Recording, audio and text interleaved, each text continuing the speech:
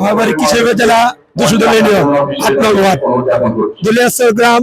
আমি মোহাম্মদ সুজন, সাধারণ মানুষ, সাধারণ ব্যবসা করি কিশোরগঞ্জ বড় বাজার।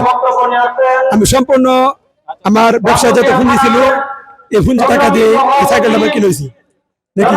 আমি ফিরসাপুরে খুব মহব্বত করি নাকি, উনির বয়ান যতদিন শুনি অতদিন আমার কান্দে নাই। এই দাড়ি এই জুব্বা সব আমার চরমুনায় গিয়েছি। সকাল সন্ধ্যা জিকির করলে আলহামদুলিল্লাহ আমার খুব ভালো লাগে নাকি। আমি ছোট মানুষ, কিছু বলতে পারবো না, আমার অতটুকু জ্ঞান নাই। তবে আমি বলি আমার একমাত্র সাজানো হয়েছে প্রচারের জন্য, আরেক হলো আমার খুব ভালো লাগে চরমুনা তরিকা। আমার আলহামদুলিল্লাহ খুবই ভালো লাগে। যতদিন বাচ্চাটাই আপনাকে দোয়া চাই অতদিন ধরে এই তরিকা ধরে রাখতে। আমি কারো কাছে দাওয়াত পাই না চরমুনায়।